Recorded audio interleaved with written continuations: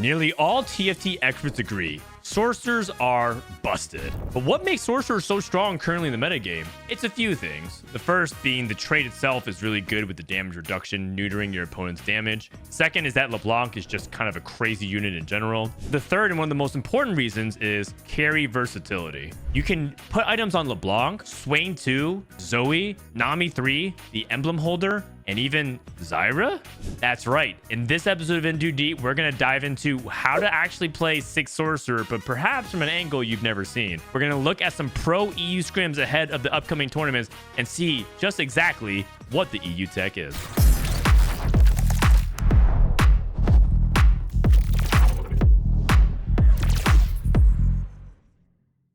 Before we start, let's do a quick game plan overview for 6 Sorcerer Flex. You're always going to want to play around the 5 core units of LeBlanc, Lys, Swain, Vlad, and Nami. And you're pretty much going to always want to play around Swain 2 for the majority of the game as your carry. And then later in the game, you're going to tag in LeBlanc. In the meantime, other people are going to hold LeBlanc items. Like maybe you have Nami 2 with Swain for a bit. Or maybe you play Zoe if you end up hitting that. But most of the time, Swain's going to anchor because he basically is 85 to 90% as effective as Zoe, and he's a little bit more consistent than her. So why struggle to hit Zoe 2 when you can play around Swain 2 and push her level 9? But the other remaining spots are quite flexible. The most common that you're going to be seeing is 4 Emissaries. 4 Emissaries just got buffed this patch, and Garen is a lot more tankier than people remember. But you do have to have Warmogs or other build items for Garen, because if you have Crown Guard, Stone Plate, Vow, and other defensive items like this, that's not very good on Garen. Even if you hit Garen 2, you're probably going to be disappointed by how much he's tanking. But if you do play the 4 Emissary version, you have Garen items. I think it's the most consistent version, and a lot of people like playing around that. Try not to itemize Mbessa too much. She just basically takes leftover stuff. She's just there because, well, she's an emissary. We can't do it without her. Same thing with Tristana. And then you just throw in whatever sorcerer like a Zoe. Totally fine. At level 9, you can play 6 sorcerer, 4 emissary. The second way that people cap out is Form Swapper, because you're already playing 2 through Swain and Elise. And if you want to play Swain as my primary carry, you also get a little bit extra frontline with Jace. Jace is also a pretty good late game carry. There's a lot to like. And then the extra bonus is that sometimes you just get screwed with a bunch of swords and 80 items. What do I do with all these swords and gloves? Well, you can just put them on Jace, and you'll play a sorcerer Jace carry in the late game alongside LeBlanc and Swain. In this case, you would just play 2 other sorcerers. Doesn't really matter. It could be Zoe Lux, it could be Zoe Zyra, so on and so forth. The other is that Rebels got buffed, and that's actually pretty relevant because that's going to help both your early game and your mid game. And sometimes you just cannot actually hit something like an Elise or the Garen. But as you might know, hitting Elise and Garen is going to be really difficult, especially if you're contested. So you need to think about alternatives. One of them is Rebels, and Rebels got buffed this patch, so Alawi is better. So you can play around Alawi and have either set for the Bruiser with the Elise, or just play a Sentinel and have cheap frontline. And this is one way that you can justify playing around Zoe instead of a Swain. So you have Zoe 2, Alawi 2, play, Zoe and LeBlanc, have that duo, and then Rebels get you to level 9, and then you can cap out that way. You do want to play 6 Sorcerer, though, so this is just showing you other options you can play. Then the final example we'll show is Black Rose, where you just play 5 Black Rose, use Scion as your main tank. Usually a common way that you can anchor this is if you have Sorcerer Emblem, you hit a Mordekaiser. He's a Conqueror for Swain, bust a Swain. He's a Dominator with Cassio, and you can make Swain and Mordekaiser your duo carry. There's even more that I'm not showing you with the package. For example, you could play an Experiment package around Zyra, or you could play Academy as well around Lux. But the whole point is to just help getting you thinking a little bit more broad about the actual trait instead of just rolling for the same units every game. And then my bonus tip is you need to have some kind of econ or tempo. Do not try to play some loose streak. Take strong econ to either get the amount of economy or items so that you can be strong and win streak, and then focus on things like combat augments later in the game. Item builds for each sorcerer is pretty similar. You basically want a mana source items and crit. So Shojin, Jewel Gauntlet, and Guardbreaker is usually the 3-part triumvirate that you're looking for. But if you can't, just play whatever you possibly can. Just have 1 mana item and maybe have Death Cap and Giant Slayer. Maybe throw in a Gunblade because you have too many swords. You have to figure out something to do with that. If you also are lacking another mana source, try thinking about Adaptive Helm instead, because you can't always be getting Shojin because sometimes tiers and swords are contested. LeBlanc's always going to want Rage Blade, and she ends up holding utility like Shiv and Red Buff, but she's also really good with the crit build because Sorcerer has so much AP, tag in Jewel Gauntlet and Guard Breaker. One thing to note though, LeBlanc is bad with Shojin because she can't get mana during her ability. So she has Shojin, she's going to be not actually gaining mana. And what Rageblade does is, well, one, she has empowered autos, but two, she's going to actually be able to rack up that mana through attack speed scaling as the fight goes on. So she's a lot better with Rageblade than she is with Shojin. Finally, if you do get a Sorcerer Emblem, the best user in the game by far is Mel. The second best by far is Victor. And then the third by far is Mordekaiser. It's like 3 defined tier gaps of minus 1.5 delta, minus 1, and minus 0.6. So it's like very, very clear who are the best 3. Everyone else is very mid or bad with this. So just play it on whatever. Like play it on Elise and Abessa, and you're good to go.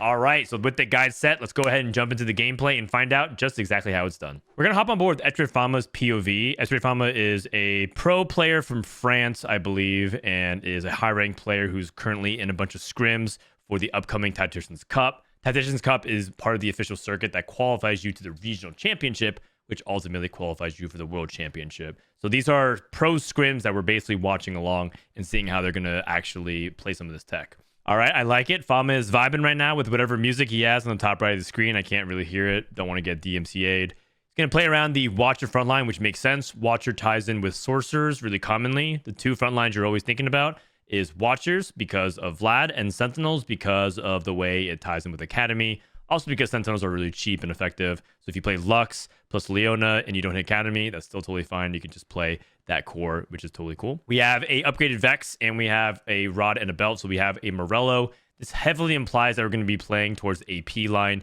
and not the AD line. And currently in the meta, you pretty much just want to play around whatever the first couple items you can make because it's really going to dictate what kind of opener you have a strong likelihood to be able to play towards, as opposed to trying to hard force a line that doesn't make sense. He could hold the AD champions, for example, but everything that he has right now, Jewel Gauntlet, Morello, and Guardbreaker, sort of implies that he wants to play towards AP. So it would be a little bit of a mismatch. All right, take a look at his first augments and break it down. This first augment is Scavenger, which says the first 5 enemy champions that are killed each combat grant a champion or team a temporary completed item. The value of this is being able to be ahead in items early when you have upgrades, but you don't have good quality slams. So if you had like Darius 2 and Vex 2, but you don't have a lot of good items, it's a way for you to get a lot of tempo by just getting random items. And just purely off of the sheer value of having more items, you end up snowballing fights. It's much better early than it is later because the first few items you get are the most impactful. And then once you have, 3 items on a bunch of units, then Scavenger becomes a lot less valuable. So it's something that you could take early game to win streak, but I think most people don't consider this to be a very strong win streak augment. Second augment is Pandora's items. I think a lot of people know this already, but you randomize your items on your bench. This one is not very good because this one's just not very powerful in general for being a gold tier augment. You'd rather have the silver variation because for one higher tier, you get 1 extra component.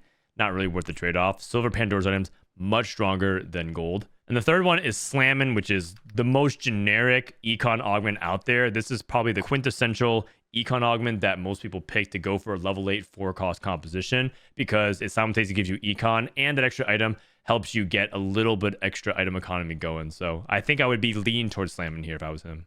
He rolls 2 of these augments. The first one is BRB, which is you just go AFK for a few rounds and you get 2 items. Really good for something like Scrap if you're playing loose streak.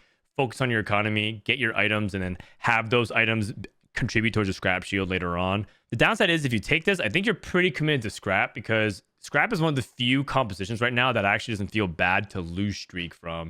There's a couple of others you possibly could take, but it just gives you a much more narrow set of guardrails because some compositions really need that HP buffer and that tempo to succeed because you don't really want to trade life in stage 4 to get to level 9, but Scrap is okay with staying on 8 for a while. So I don't think he necessarily wants to take BRB if he doesn't want to play Scrap. And then Starry Night is the other augment that's introduced here. This is the most broken reroll augment currently in the game because it just gives you so many free 2-stars. It's basically like 3-4 heroic grab bags worth of values. A lot of people believe that has to get nerfed. So it's something that he could do to commit to a reroll. So now he has generic good econ augment Slammin' versus one of the most powerful reroll augments in the game. Let's see what he does. He debates it for quite some time and commits to slam it. And I think this is totally fine because when you scout around and you see a handful of other people re-rolling, you could take Starry Night and try to contest them. But slamming is also the one that keeps you the most versatile because you're open-ended. You don't have to commit to anything. The only thing you have to commit to is item slams on the board. And right now, he's actually trying to debate if he wants to slam an actual full item. And he chooses to slam Jewel Gauntlet as his first item, which is kind of interesting. I think some people would prefer to slam also a Spark because you generally want to make frontline items at the very beginning of the game as opposed to backline because frontline often is what dictates the early game because people don't have enough DPS to kill the tanks. But he's going to prioritize the Jewel Gauntlet instead, so that'll be interesting to keep an eye on. He doesn't have a Visionary to tie in with Vex here. Perhaps one thing that he was considering was playing around the belt and cloak is easier if he plays it from Win Streak because then you can make defensive items. One thing that's kind of tricky if you make a Spark is that you might not be able to get into the Rod very easily. That's something to think about when you have a reasonably strong board. If you have a 2-star Vex, a 2-star Mumu, it's actually pretty likely that you win a lot of your fights and you're like third pick or worse in the carousel. So if you end up using the Rod for a Spark, you might not be able to get a second Rod for a Jewel Gauntlet. And then as a result, you'll be kind of stuck with the belt and the glove and have to make Guard Breaker. And Guard Breaker is not a bad item. It's actually recommended in a lot of guides. But Guard Breaker is a combo item that goes well with Jewel Gauntlet. If you don't have Jewel Gauntlet, Guard Breaker gets significantly worse on a lot of AP carries because part of what makes Jewel Gauntlet good is that it has such good synergy with Jewel Gauntlet due to its crit synergy. And so he wants to go with like the order of stacking items and make Jewel Gauntlet first. And then he can always turn the cloak into a defensive item like a stone plate or, make a Dragon's Call later, things like that. All right. Kind of unfortunate he went up against a level 5 player playing Spoils of War. Didn't kill anything here. I think part of it has to do with his lack of activating Visionary onto the Vex and not able to actually get the additional cast. So a little bit of painful exchange. But the good news is we pretty much get whatever we want. Usually first pick here, people prioritize the Rod or the Tier, but because he has a Pan is very powerful. It usually enables the Sorcerers with the +1, and it also gives him the opportunity to pivot if something crazy happens. Like, let's say he gets dropped a Tier, and he can play Visionaries instead of Sorcerers. So even though we know he's playing Sorcerers, just want to lay out the option, the fact that he could play into Visionaries or something else depending on something happening, right? Let's say he gets a Reforger and he can turn this into a Spatula and play Rebels. So it's good that he's keeping his options open. With so many compositions being gated by an emblem to reach its full potential, I think it's actually a smart pick to pick the Pan. But the trade-off is you have to use a full item to complete that item, which can often put you behind in the item economy situation. So something to consider. He, by the way, doesn't choose to level here. He's not on a win streak. Notice that he's at lose, win, lose. And that is really important to note that it's not worth leveling just because it's cheap to level and get to 5 and you can play a strong board. He just chooses to make 20 and says, hey, I'm going to let Slammin naturally level me to 5 and I'm going to try to play for economy. And this is actually a really important distinction because he knows that he's going to need as much gold as possible for his level 8. And if he's not going to make his early gold here, he's going to be really far behind later in the game. He finds an Ezreal, and right now he's thinking about transition to a Zyra as his primary. One trick you can actually do with this Pan, because he has to commit to the board for Slammin', is that you put it onto a sorcerer unit, and if you make a sorcerer emblem, it pops off later. So you actually save a remover. One thing that might get really tricky is that if he puts a Pan on the Ezreal, he might need to use a remover on that Ezreal later if he still wants to play it. Also, another benefit of selling that Vex was that he got to play the sorcerer backline while also selling and make 30. And look at that. He's actually doing fine. He won 3 out of 5. This is a pretty decent stage 2. And this is how you handle a mid-roll opener. Don't try to rush the levels. Let your econ augment carry you and push levels. He's still making 39, 40 gold guaranteed, but he's not exactly like high rolling some insane opener that just win streaks and just runs away with the game. So this is a really good halfway mid-roll start that I think a lot of players are going to have to get familiar with. Basically, get comfortable not pushing levels when you don't have a really good chance to win streak because you need that gold later on. Okay, a bunch of drops for gold, and he's probably going to sell to make 50 here. Itemization-wise, it's actually a little bit awkward. He didn't get any tiers or raws and just got actually a component he doesn't really want, which is sword. You pretty much only want like one sword maximum when you're playing sorcerers because you want to make a Shojin, but that's about it. You can make a gunblade, but that's not exactly the highest priority with the rod. That's usually like priority 4 with the rod. The rod wants to be Jewel Gauntlet. It wants to be a Spark. It wants to be like a Morello or something along those lines for utility. And then maybe you make a Gunblade. So it's a little bit awkward at the moment. I do think we should make a frontline item though. So Warmogs is going to be slammed here, and he chooses to commit the sword onto the Zyra, which is totally fine and safe. He does have that slam in value, so he's going to evaluate what happens on the next augment. His opponent, by the way, looks like he's going to be contested sorcerers. They have Swain, Lux 2, Nami, and also an Elise. They have Salvage Bin, so they could remove that last Whisper and turn it into even better items. So he's going to be contested on this line. That's going to be really important to note later on as well. All right, take a look at his augments here. The first augment is Thorn Plated Armor, which gives you a Bramble Vest that deals bonus damage to people that's attacking for it, and you also heal a little bit. It's actually quite a good augment ever since they buffed Bramble Vest to just be tankier. And so this is considered to be one of the better early game items that you can consider playing around. The thing is that most of the value of this is that it also wins a ton of stage 2. And now that we're on stage 3, the value of this item is a lot lower because we already have something like Warmog. So it's still a solid item, but it's not as good as it usually is. Second augment is Trifecta, and Trifecta is pretty straightforward. It just buffs your 3 costs, gives them extra health and attack speed. Pretty good if you're rerolling Swain and Nami in Sorcerer line. Not particularly really good if you are just going to play around your 4 and 5 cost. So if you're trying to play around Zoe and LeBlanc and maybe some 4 and 5 costs like Elise and Jace, probably not going to pick Trifecta, only if you're going to reroll. Last augment is Spear's Will, which gives you 10 attack damage. The mana is actually not even that bad, but you don't really want the BF sword. You don't really want the AD, so probably a skip. So we roll options 2 and 3. Looks like we got Raining Gold Plus, which is also a generic econ augment. But the challenge is we already took Slammin', and taking 2 econ augments means that our board's going to cap a lot lower if we have equal power to our opponents. So if we hit Swain 2, 6 Sorcerer, and you get the Emissaries online, they do the same thing, we're just going to lose because they're stronger than us. You don't want to take too much econ. It is a bad thing. The only way that this would make sense would be if you wanted to leverage this to get to 1 level higher than my opponents much quicker. So if you took this to go for a fast 9 and get to access to LeBlanc much quicker, and maybe you hit LeBlanc 2, use that to snowball into a level 10, that's one way you can convert off a double econ. But it's probably unlikely to happen because this is not that much economy. It's 18 gold plus 1 a turn. It's like solid, but not anything enough to actually push an entire level. The third option is Bad Luck Protection, which is you convert your critical strike chance into AD. We're not an AD composition. We're AP. We slam Jewel Gauntlet. Non-negotiable. Can't really take this. So with that kind of deduction, I think the safe pick is to take Thorn-Plated Armor, because if we roll Thorn-Plated Armor and get something worse, then we have to take Raining Gold, and that puts us in a bad spot. Not to mention that a second tank item is just good because, once again, the general weakness of sorcerers is the front line. So having this other frontline item guaranteed also means that it feels less bad to take a pan off of Carousel and have to take another offensive item. Because if we did that, let's say our next tier and Rod are committed to Shojin and the Sorcerer Emblem, we're still going to have 1 item tank. So this is actually something that works out kind of nicely here. The downside is it looks like half the lobby or more is playing AP comps. We have Renata reroll in the mix. We have a Sorcerer contest. It's going to be a little bit hard to get value off of a Bramble Vest.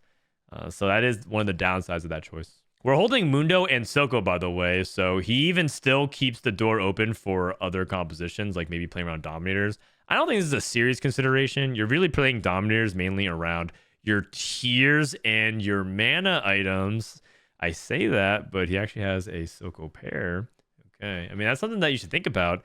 You can even see he's agonizing. It's like one of those things where people would consider this to be like a high roll, but it's almost like you're worried about it baiting you. Because another thing to ask is, what does the pan become in a Dominator line? The Dominator line doesn't really utilize pans particularly well. You could perhaps turn a Spatula into a Black Rose emblem, but it's not particularly good here. So it's something that he has to evaluate. Does this make sense for my current composition? Is this enough to warrant a pivot? And I'm actually really glad that he picked this up, because I think a lot of players say, well, it has to be a Silco game. I take a tier, I play around Silco. But sometimes the game can bait you in that category because it's actually going to lead you down a path where you don't want to play for that. Oh, interesting. Do you see that he actually has 3 pans on Carousel, but he chooses to not make a Tactician's Cape and instead takes a tier on the gear. And that's how important it is for him to make this Shojin, because if he makes the Tactician's Cape, guess what? He's actually still in the same spot item-wise. He's going to have an open sword, an open cloak, and he's going to have +1 team slot, which is not a bad thing. That's a good thing. Not to mention, there's also another benefit of taking that tier. It's on a Garen, which is going to be a very crucial unit to stabilize his front line, especially because he's playing Watchers right now. So I think that took a lot of discipline and restraint. I actually think it's a great play. And yes, other people still benefit from having like the pans and whatnot, but you have to stay the course in this spot because pivoting is just really expensive. Again, Shojin JG still not good enough to justify playing around Silco. I think I would like to at least hold the Silco pair because we do have enough gold on the bench. The Scar and the Ezreal and the Sentinels, you could actually hold that. That's 8 gold. If you hit Silco 2, that's where I'm like, I'm playing Silco. Because Silco 2 is Silco 2. If you hit Silco, he actually still should reasonably do some damage. But if I have Silco 1, I don't feel like I want to play Silco on my board. So holding on the bench at least keeps that option open. That being said, you know, we're at 52 HP. We've been losing a lot on stage 3. We took Slammin'. We won 3 out of 5 on stage 2, but stage 3 has gotten really rough. So now we really need to stabilize for stage 4, and so we're going to have to go for a big-time roll down. It's not exactly like a high-roll Sorc spot that I think a lot of people would be looking for, but with an early Swain 2, he's looking around. This player has an Echo 2 already with Ambushers. There's some really, really strong lobbies here. All right, looks like we are pretty competitive. We actually might kill this Echo. It's kind of close. All right, we take a loss to the Echo player. Pretty expected. They have Echo 2. We're not going to hold the Rebels. One thing that we talked about was, do we keep the out for Rebels in case? We don't have an extra bow. We don't have a Reforger, so unlikely for that to be the case. And we're going to sell our non-Watcher, non-Emissary units and start transitioning over. And I think he's going to have to all-in next turn because I don't think he has the HP buffer. We can't really actually see right now his HP count relative to everyone else, but I don't think he has the HP buffer room to be able to take one extra loss here. So he's just going to level and roll down. One thing nice to note too is we talked about how you really want to have Garen items. So having that Warmog is really key. Hitting Garen is going to be really important, but if you hit Garen, you don't have the items for Garen, it's not going to do very much. Okay, so we're rolling and we have the emissaries. You can take out a sorcerer here or a watcher. And he's going to make a D-Claw. So Bramble, D-Claw, Sorcerer Emblem, double Shojin. Okay, and the Sorcerer can go onto the Elise. It's a little bit awkward. This is another criticism about the Sorcerer Emblem, which is that on level 8, if you play Emissary, you can't actually squeeze in the 6 Sorcerer for Emissary unless you cut Elise.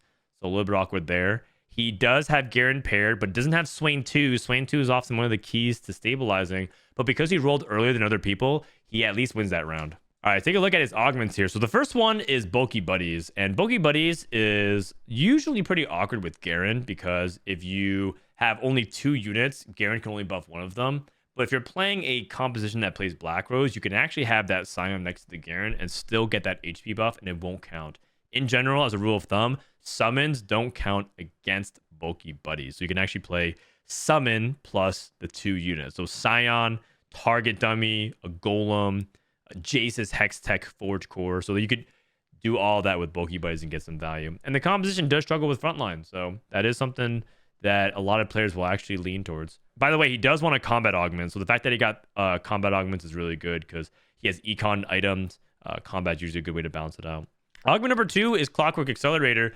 This is a good augment for ramp comps that just really want to benefit from having a good frontline and benefit off of having a bunch of gaining attack speed. You're thinking about Sentinel-based compositions, for example, because the fight will naturally stall out. Dominators actually really like this as well because the more they cast, the more AP they get, and that helps their frontline and their backline. In this composition, surprisingly, Clockwork Accelerator, in my opinion, is not that good for sorcerers because sorcerers really want to actually burst their opponents quickly. It's about the first few seconds of combat, more so than other compositions, because they want to cast quickly and they want to neuter their opponent's damage and then burst for the win. So it takes a little bit too long for Clockwork Accelerator to get to the baseline of which you're really happy with. So I feel like it's not as good for sorcerers as it usually is. The last option is really interesting. It's Moonlight. It upgrades a random 1 cost to a 3-star and gives it a bunch of bonus stats. And this has been a recent buff to give it way more AD and AP. 35 AD and AP is no joke. If you look at Deathblade and Deathcap, it gives you 50. So it's getting you 2/3 of the way there. And it's a lot of stats. So being able to equip like almost a fourth item onto a one cost. If you can guarantee it, is really good. And lo and behold, sorcerers, you can just cut Lux and be focused only on Zyra. And so he actually has a unique spot here where he could take Moonlight and play for 3-star Zyra as his primary carry. And the reason why I think it actually might be really smart here is because he doesn't actually have Swain 2. He doesn't have Zoe. He doesn't have LeBlanc. He rolled on 8, didn't find LeBlanc yet. He's stuck on 1-star frontline. He's actually kind of in a situation where he needs to figure out how to stabilize for stage 4 as soon as possible. And I think right now only Bulky Buddies and Moonlight do that. Ooh, he rolls options 1 and 2, and he gets Health as Wealth, which is not that good. Health as Wealth is much more for a melee-oriented composition because Omnivamp is really important. You're a melee unit. You deal damage, you take damage, you want to heal it. Not that important for our sorcerers at the moment. He gets Mana Flow, though, and this is also considered one of the strongest augments for sorcerers. You're talking about getting the mana to do the upfront burst. This is definitely one of them. In fact, I actually consider Mana Flow to be one of the top 3 augments for sorcerers. So if I was in this spot, I would be taking Mana Flow. But we all know what he actually picks here. He takes Moonlight, so let's go ahead and see how that actually ends up panning out. So he finds the Zoe and immediately replaces, and he's going to go for 6 sorcerers, but he's going to keep the Elise because he doesn't want to sell the Elise. That's a good use of the remover. If a remover translates to Elise every time, you'd be happy about it. And now he probably has to roll, even though he does have 2-star Mbessa. The rest of his board is unupgraded. Actually, a fun little trick. He can actually sell the Zyra 2 and play Zyra 1 because it's guaranteed to become a Zyra 3. That's actually a potential way you can make gold later on. Right now, he probably just sells the Heimerdinger. And Zyra 3 actually cranks out a ton of damage. Believe it or not, they buffed her over the course of a few patches, and they buffed 6 Sorcerer. She actually should be very good for stage 4.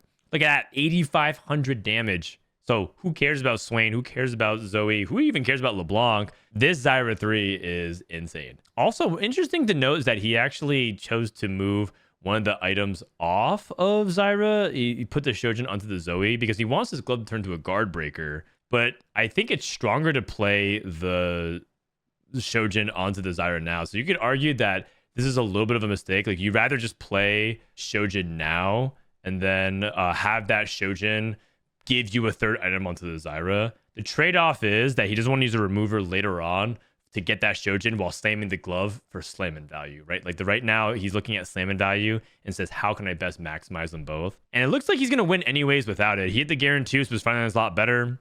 Oh, ooh, very close, very close. He hit the guarantee, so his final is a lot better. So now I think he can probably stop rolling. He's going up against a bunch of people who have Elises. Rolling for Elises kind of a fool's errand. He also doesn't have that many 4-costs to roll for, not because he has a best of 2. Belt, unfortunately, was taken, so I think he probably takes a Tear or a Rod here. I think those are just safe generic takes. The problem with the Rod is that it's on a 1-cost unit, and that gold actually matters to get to 9. So he's going to take this Tear here, and he can always just slam the Tear on the Zoe. Oh, he makes a Hand of Justice. Oh my goodness. Okay, so he wants to go for max crit synergy. You remember we talked about how Guardbreaker has good synergy with Jewel Gauntlet. So does Hand of Justice. But Hand of Justice, again, is much more of a melee unit item because you're trying to get benefit off the Omnivamp. So, like, it's much better on, like, Mbessa, for example. Kind of a weird setup here. But he's just trying to slam whatever he can to preserve his HP. Because the one thing he can't do is greed too hard because he's at 44 HP and he's kind of low in the lobby. So that's a little bit of an unusual play. I don't actually see many people do that. I think I probably would have slammed Tear on Zoe if I was in that spot specifically. Ooh, and it looks like he ends up taking a narrow loss. And if he had Guard Breaker, I think he would have won that fight. So a little bit of a sting. All right, this first one is Bulwark, where you get 40 armor and magic resistance based off of HP. The second one is Cybernetic Attack Speed, where you get a bunch of more attack speed for each component that you are holding. Huh, he's actually going to consider taking this. This one is not considered to be very good because a lot of people feel like it's just not that much attack speed. I guess he feels like he has more components than usual. Let me actually read this real quick. Cybernetic Empowerment. Get 8% attack speed and 2% attack speed for each component held by your team. So he has 8 plus 2, 4, 6, 8, 10, 12, 14, 16. I think this emblem counts as 2. So 16 components. So he has 32. He has 40% attack speed. Okay, so that's kind of like Repulsor. Repulsor gives you 40% attack speed, on cast, knock back the target within 3 hexes. So I guess it's Repulsor, but worse right now. Another element, though, that he's considering is that he doesn't want to roll that much gold because he needs to get to 9. If he can't get to 9, he can't ever play his Elise. He can't ever establish his front line. Yes, he hit the Garen. Yes, that's fortunate, but this has generally been a big time struggle, and he needs to get to 9. He needs to get to the LeBlanc, and he needs to get that front line established. Okay, but now we get more components, so it should be higher value. We have anti-heal, I believe, with red buff. Also, one thing I noticed is that we don't actually have shred, so it's been a little bit rough in terms of the utility department here. It rolls down at 9, and we have Zoe pair, Swain pair, Vlad pair. And he chooses to skip the Zoe, because if he does find a LeBlanc, LeBlanc 1 would just replace Zoe immediately, and it's more important for him to try to find LeBlanc. He's going up against Quick Strikers, who has a blue buff JG, Caitlyn, Quick Striker, Kog'Maw. Okay, that's old school tech. That's what we used to play when Automata was super busted. Oh my god, we're losing to Quick Strike Kog'Maw.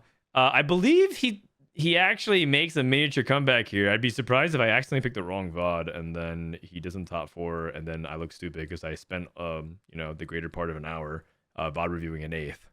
Hope that's not the case. I think we might have to be desperation roll, and we finally get the LeBlanc. Okay, the desperation roll comes in. So we get the LeBlanc, and that is a big deal because now we have Black Rose and we have LeBlanc, who's a good user of red buff, much more than Zoe right now, and we have an opportunity to make this big comeback. Okay, going up against Black Rose, Dominator Silco, get a narrow victory. 13,000 damage by the Zyra, by the way. Absolutely insane. Zyra reroll on Zyra 1. Really cool. One thing you could also do is consider moving Tristana as front line, and this is exactly what he does.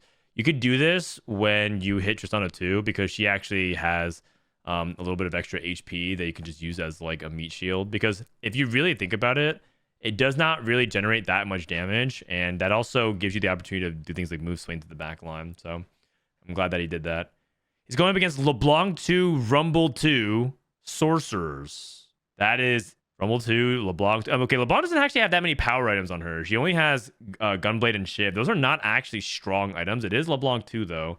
He actually beat that board. And that person has Duo Q. So they must have hit pretty early. That's an insane board.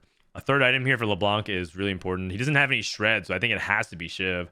It's actually kind of crazy that he didn't have shred this entire time and he still managed to beat that board. That board must have been too heavily indexed on just the 5 cost, and the rest of the board is probably low quality. It's a very close lobby, actually. I'm looking at the HP count.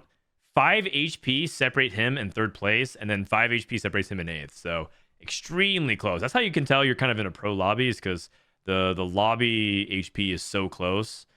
Because of how tight everything is. Rolls finds a Jace. Jace is a unit sometimes people think about to try to add more frontline. I guess we're pretty airtight in synergies, though, because we can't really replace the emissaries. We can't really replace the LeBlanc or the Elise. We're going up against 6 Scrap with Infectious Anomaly. That is also another insane board. They have Jinx 2 in the top left corner. But we are just melting everything. This Zyra is actually so cracked. And the fact that the Echo was on the same side as the Zyra meant that she just got targeted immediately. And then Zyra bursted it down. This is an epic comeback right now. Okay, I'm starting to feel like I picked the right VOD. Zoe, not really going to do anything with that Zoe. Zoe is really inconsistent for Sorcerers. Scouting around people's anomalies, seeing Visionaries. Sees another Black Rose board with Jace 2, LeBlanc, Warwick. There's some really, really strong boards here. I gotta say, though, I'm really impressed with how this board is performing in stage 5 in particular, given that he only has LeBlanc 1, no items on Swain 2, pretty basic items on Garen, nothing crazy, not even any direct strong combat like, Mana Flow or Piercing Lotus, some of these crazy combats for the sorcerer boards. Oh my god, it is a top 4. I understand that he got bailed out on 9 with LeBlanc, but like he also could have high rolled like the other players as well. So the fact that he hit that LeBlanc on this very last roll brings it all the way back. Imagine if he was able to actually hit and have multiple lives, so he didn't have to waste all of his gold. He'd be able to save some units for more upgrades. The important thing to also note is that he has to make sure that he's positioning correctly. He has LeBlanc and Zyra on the correct side. making sure that they're tag teaming. And LeBlanc is like a huge amount of damage champ for anybody that she's on the same side of. He finds a Mel. Mel will have to go in over Elise or take out a sorcerer, and it might not be worth it. He also could have taken a backline item. Like, he could have taken a Giant Slayer and move, Shiv off of LeBlanc, for example, so that LeBlanc's doing more damage.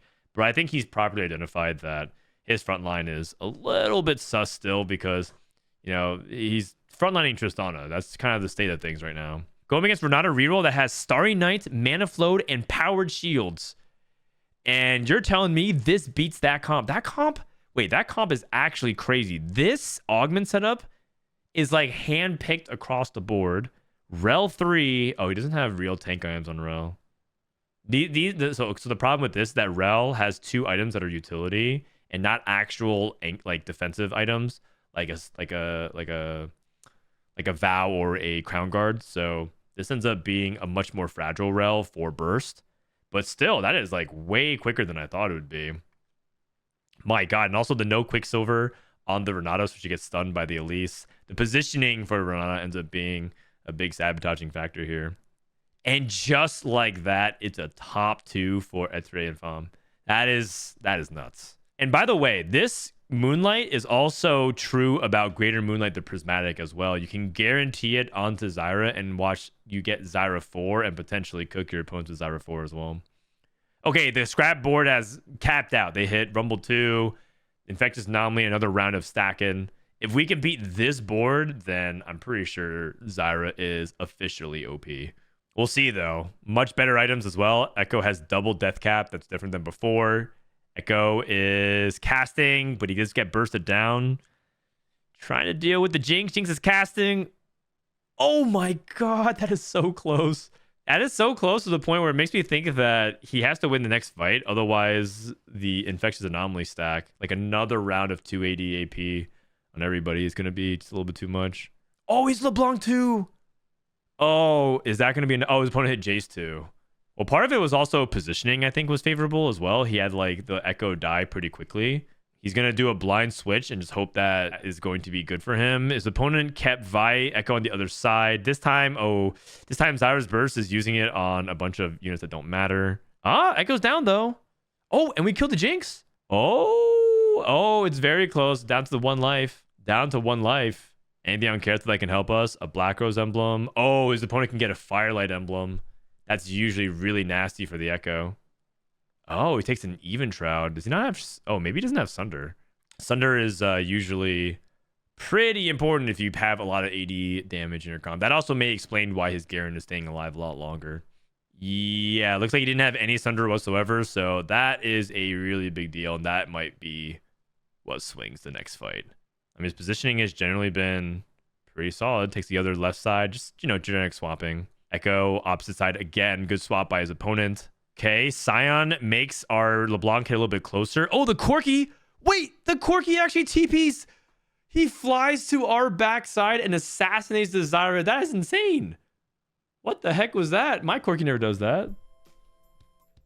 All right, well, I guess it's a second, but I can't help feel like we got robbed there a little bit. What do you guys think of that cool tech? You get to reroll without actually having to reroll. Playing a 3-star carry. Very, very neat. And that augment is definitely on my radar. And I think we can say LeBlanc is pretty busted. Having LeBlanc anchor the 6 sorcerer that hard is so crucial. Without it, I'm pretty sure we were going to be 8th. But he could have hit that any other time, and that comeback was pretty insane. What do you guys think of the EU sorcerer tech? Let me know what you guys think in the comments below, and I'll catch you guys next time.